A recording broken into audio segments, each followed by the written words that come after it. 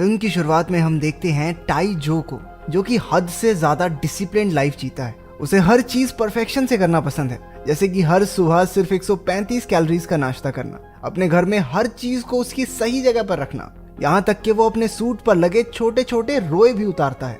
उसका परफेक्शन के लिए जुनून एक बीमारी बन चुका था, लेकिन उसे ऐसा नहीं लगता, क्योंकि इस डिसिप्लिन लाइफस्टाइल ने उसे जिंदगी में आगे बढ़ने में बहुत मदद की है, खासकर उसकी नौकरी में। वो साउथ कोरिया की सबसे बड़ी सिक्योरिटी एजेंसी NIS में एक एजेंट है। इस सब के साथ साथ उसे किसी भी तरह के जानवरों से खास नफरत है।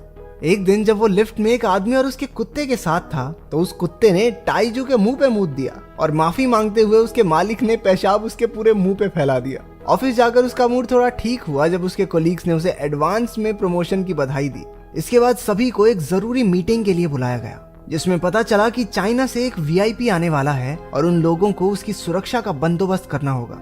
ये इवेंट चाइना और कोरिया के बीच 25 साल के अच्छे संबंधों की खुशी मनाने के लिए ऑर्गेनाइज किया गया है और इसमें किसी भी तरह की गड़बड़ बर्दाश्त नहीं की जाएगी। पता चलता है कि वो VIP कोई इंसान नहीं बल्कि मिंग मिंग नाम की एक पैंडा है। जानवरों से नफरत होने के बावजूद टाइजू इस काम के लिए वॉलंटियर करता है ताकि उसकी प्रमोशन पक्की हो जाए। इवेंट वाले दिन टाइजू ने सुरक्षा के पुख्ता इंतजाम किए थे। कई मिलिट्री डॉग्स को भी बुलाया गया था ताकि इवेंट में किसी भी तरह की गड़बड़ ना हो। टाइजू अपने जूनियर एजेंट क्रोनी से मिला, जो अभी अभी न्यूजीलैंड से लौटा था। उसे इम्प्रेस करने के लिए क्रोनी ने टाइजू को एक पेन दिखाया जो 100 मील के दायरे में थोड़ी देर के लिए सभी बिजली उपकरणों को बंद कर सकता है। क्रोनी वैसे बुरा आदमी नहीं था, लेकिन उसकी किस्मत इतनी खराब थी कि वो हर जगह कोई ना कोई गड़बड़ कर ही देता था। इसलिए टाइजो ने उससे वो पेन ले लिया और ढंग से अपनी ही जगह पर रहने को कहा। थोड़ी देर बाद प्रोग्राम शुरू हुआ और मिंग मिंग स्टेज पर आई। उसे देखकर सब बहुत खुश हुए और उसकी तस्वीरें लेने लगे, लेकिन तभी कुछ गुंडों ने वहां हमला कर दिया। वो अपने साथ स्मोक बॉम्ब्स लेकर आए थे। उन्होंने वो स्मोक बॉम्ब स्टेज पर फेंके, जिससे वहां हड़बड़ी मच गई। मिंग मिंग भी डरकर वहां से भाग ली। क्रोनी ने ये सब देखा और एक गोल्फ कार्ट में बैठकर उसका पीछा करने लगा। टाइजो भी उसके पीछे ही था, लेकिन तभी उन गुंडों ने मिंग मिंग को बेहोशी की गोलियां मारकर गाड़ी में बैठा लिया। टाइजू ने उन्हें रोकने की कोशिश की, लेकिन गुंडों ने उसके पास एक स्मोक बॉम्ब फेंका और उसे चकमा देकर वहां से निकल गए। इससे पहले कि वो उनका पीछा करता, क्रोनी ने अपने गोल्फ कार्ट से उसे टक्कर मार दी। गिरने पर उसका सर जोर से रोड पर लगा। बेहोश होने से पहले उसने एक मिलिट्री डॉग को अपनी तरफ आते हुए देखा। कुत्ते ने उससे पूछा, अभी इमरजेंसी के टाइम पे सो रहा है? सारा डिपार्टमेंट हम कुत्तों की वजह से चल रहा तुम्हारा। जब टाइजू को होश आया तो उसने अपने आप को एक गले का पट्टा पहने अपने घर में पाया। उसे पता चला कि NIS ने स्टेटमेंट दी थी कि कल वाला इवेंट एक ट्रेनिंग थी, ताकि असली इवेंट के दौरान ऐसा कुछ ना हो। लेकिन ये सिर्फ मीडिया से मिंग मिंग के अगवा हो जाने की खबर को छुपाने का एक तरीका था। टाइजू अपने ऑफिस जाने के लिए घर से निकला, लेकिन लिफ्ट में उसे फिर से वही कुत्ता मिला जिसने उसके मुंह पे मूता था। लेकिन आज उसे कुत्ते की बातें समझ में आ रही थी। वो कुत्ता खुद से बात कर रहा था कि आज फिर से मौका मिल जाए तो मजा आ जाए, इसी के मुंह पे हल्का हो जाऊं। वो जल्दी से एक दुकान पर गया और बढ़िया खाना और कुछ दवाइयां ली, ये सोचकर कि शायद वो बीमार हो गया है। लेकिन उसके होश तो तब उड़े जब वहां पालतू जानवरों के सेक्शन में एक चूहे ने उसे खुद को खरीदने के लिए कहा और उसके साथ वाले कंटेनर में बैठा है जॉग तो कहने लगा कि इसे छोड़ के मुझे ले चलो अंकल, मैं बहुत बढ़िया हूँ, मेरे पे 500 रुपया ऑफ भी है। टाइजू जल्दी से वहां से भाग गया।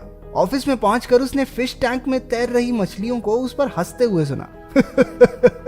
कल तक तो प्रमोशन के सपने देख रहा था, आज नौकरी से भी हाथ धो बैठेगा। ओ बिरे सानू की तैरो तैरो अपना तैरो।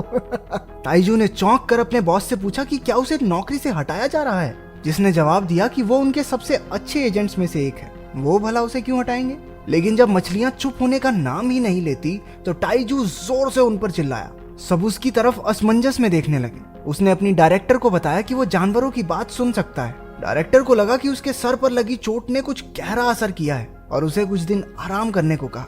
ऑफिस से टाइजू सीधा जू में गया, जहां नकली पांडा को रखा गया था। ये पांडा कोई और नहीं बल्कि क्रोनी था, जिसे कॉस्ट्यूम पहनाकर वहां छोड़ दिया गया था ताकि किसी को शक ना हो। जब टाइजू और क्रोनी कुछ बातचीत कर रहे थे तो क्रोनी ने गलती से अपनी कॉस्ट्यूम में ही आग लगा ली, जिसके बाद उसे अस्पताल ले जाना पड़ा। जब टाइजू घर लौट रहा था तो उसे एक फीमेल गोरिल्ला ने अपने पास बुलाकर कहा कि वो जानती है कि VIP पांडा कहाँ मिलेगा और एक मैगजीन के बदले उसे वो ये जानकारी दे देगी। टाइजू उसे नेशनल ज्योग्राफिक की मैगजीन देता है, जिसमें वो सेक्सी गोरिल्लाओं की तस्वीरें निहारती है। फिर उसने टाइजू को नाम के एक कुत्ते के बारे में बताया जिसे किडनैपर्स की सुगंध याद है। अगर उसने को ढूंढ लिया तो वो उसे मिंग मिंग को अगवा करने वालों तक ले जा सकता है। उस रात वो एक खाली पड़े घर में गया जहाँ कुछ जानवरों को अपने वीरता के किस्से सुना रहा था कि कैसे उसने सर्बिया में कई सिपाहियों की जान बचाई थी। टाइजू को देखकर उन्होंने उस पर हमला कर दिया, लेकिन उसने उनके सामने खाना फेंक कर उनका ध्यान भटकाया और लेकर भाग गया। घर जाते समय टाइजू ने से किडनैपर्स के बारे में पूछा, लेकिन इस सिचुएशन का फायदा उठाते हुए कहा कि खाली पेट याद सा नहीं आता कुछ। वो टाइजू के घर पर आए जहाँ उसने मस्त भागना शुरू कर दिया, जबकि टाइजू उसके पीछे पीछे उसके पंजों के निशान मिटाता फिर रहा था। अगली सुबह जब टाइजू ने अपने घर में पहली बार गंद मचा हुआ देखा तो वो इसके लिए डांटने लगा, लेकिन तभी वहां उसकी बेटी सियो यान अपनी 2 दोस्तों के साथ पहुंची। उसकी मां के गुजर जाने के बाद सियो यान और टाइजू के रिश्ते में काफी तनाव आ गया था। उसकी खतरनाक नौकरी की वजह से वो दोनों साथ भी नहीं रहते। आज उसकी बेटी का जन्मदिन है और टाइजू ने उसे एक अच्छी पार्टी देने का वादा किया था, लेकिन घर में गंद मचा देखकर वो समझ गई कि उसके पिता उसका जन्मदिन भूल गए थे। पर जैसे ही उसने को देखा वो खुश हो गई कि चलो पापा में थोड़ा बदलाव तो आया। टाइजू उसे सच्चाई बताकर दुखी नहीं करना चाहता था, तो वो चुप रहा। इसके बाद वो एक पार्क में गए जहाँ पूरा दिन सियोयान के साथ खेली। शाम को उसके जाने के बाद पास में हो रही आतिशबाजियां को उस समय की याद दिलाती हैं जब वो सर्बिया में था, जिसके बाद वो थोड़ा उदास हो गया। जब टाइजू ने उससे इस बारे में पूछा तो उसे बताया कि उसे सर्बिया में उसकी मालकिन को मारने वाले इंसान की सुगंध अच्छे से याद है और ये वही आदमी है जिसने उस वीआईपी पैंडा को अगवा किया है। ने उस समय को याद किया जब वो अपनी मालकिन सोही के साथ एक बम का पता लगाने की कोशिश कर रहा था, लेकिन तभी एक दूर खड़े आदमी ने उसे डेटोनेट कर दिया। इस धमाके में सोही की मौत हो गई। उसने उस आदमी पर हमला किया लेकिन उसे रोक नहीं पाया, पर उसे ये जरूर पता चला कि उस आदमी की एक टांग नकली है। और फिर जिस दिन वो किडनैपर्स मिंग मिंग को अगवा करने आए तो उसे वही सुगंध फिर से आई। कुत्ते की दुख भरी कहानी सुनकर टाइजू को उसके लिए बहुत बुरा महसूस हुआ और उसका मूड ठीक करने के लिए उसके साथ खेलने लगा। उधर मिंग मिंग बैम्बू के अलावा कुछ भी खाने से मना कर देती है, जिसके बाद वो किडनैपर्स उसके लिए एक फार्म से बैम्बू लेकर आए। अगले दिन सूंघता हुआ टाइजू को उसी बैम्बू फार्म में ले गया। उन्होंने उस फार्म के मालिक की पालतू बकरी से किडनैपर्स के बारे में पूछा, जिससे उन्हें किडनैपर्स की गाड़ी का पता चला। थोड़ी और छानबीन के बाद उन्हें एक बायोटेक कंपनी के फाउंडर मैनसीक पर शक हुआ। उसकी तस्वीर देखते ही ने उसे पहचान लिया और कहने लगा कि यही मिंग मिंग का किडनैपर है। वो उसकी कंपनी के हेडक्वार्टर्स में गए और पता लगाया कि वो जल्द ही एक नया प्रोजेक्ट शुरू करने वाला है, जिसमें वो एक पैंडा के जीन्स का इस्तेमाल करके एक नई स्पीशीज का इजाद करना चाहते हैं जिसे इंसान पालतू जानवरों की तरह अपने पास रख सके। और इसी वजह से उसने मिंग मिंग को अगवा करवाया होगा। टाइजू ने मैनसीक और उसके बॉडीगार्ड्स पर हमला किया और उसे गिरफ्तार करके पुलिस स्टेशन ले गया, लेकिन गलती से वो पीछे ही छोड़ आया। एनआईएस की डायरेक्टर ने टाइजू से पूछा कि वो किस बिना पर मैनसीक को गिरफ्तार करके यहाँ लाया है, पर वो कैसे बताता कि ये सब एक कुत्ते ने उसे बताया था। उनकी छानबीन में पता चला कि किडनैपिंग के समय मैनसीक कोरिया में था ही नहीं और बिना सबूत के एक आदमी पर हमला करके उसे गिरफ्तार करने के लिए टाइजू को उसकी नौकरी से हटा दिया गया। एनएसआई हेडक्वार्टर से छूटते ही मैनसीक सीधा उन लोगों के पास गया जिन्हें उसने मिंग मिंग को अगवा करने की सुपारी दी थी। हमें पता चला कि दिमित्री नाम के एक आतंकवादी ने मिंग मिंग को किडनैप किया था। तो धोखा इसलिए लगा क्योंकि दिमित्री ने अपने चेहरे पर मैनसीक का एक हाईटेक मुखौटा पहना था। उस पैंडा को अगवा करने के बदले उसने मैनसीक से ऐसे कैप्सूल बनवाए थे जिन्हें अगर किसी को खिला दिया जाए तो एक रिमोट का इस्तेमाल करके दूर से ही धमाका किया जा सकता है। जो मैनसीक का पीछा करते हुए वहां पहुंचा था, उनकी बातें सुनकर सारी सच्चाई समझ गया। उसने मिंग मिंग के पास जाकर उसे दिलासा दिया कि कोई नहीं चाची, आएंगे तुझे बचाने। इसके बाद वो भागता हुआ टाइजू के घर गया और घंटी बजाकर दरवाजा खोलने को कहा, लेकिन टाइजू को अब उस पर बिल्कुल भरोसा नहीं था क्योंकि की वजह से ही उसकी नौकरी गई थी। मिलिट्री वाले वहां से ले गए और ये तय हुआ कि ऑर्डर्स फॉलो ना करने की वजह से उसे मार दिया जाएगा। जब सियो यान से मिलने वापस आई तो उसे पता चला कि टाइजू ने उसे छोड़ दिया है। अपनी बेटी को दुखी देखकर टाइजू ने को बचाने का फैसला लिया। वो मिलिट्री के डॉग शेल्टर में गया और उसकी जान बचाई।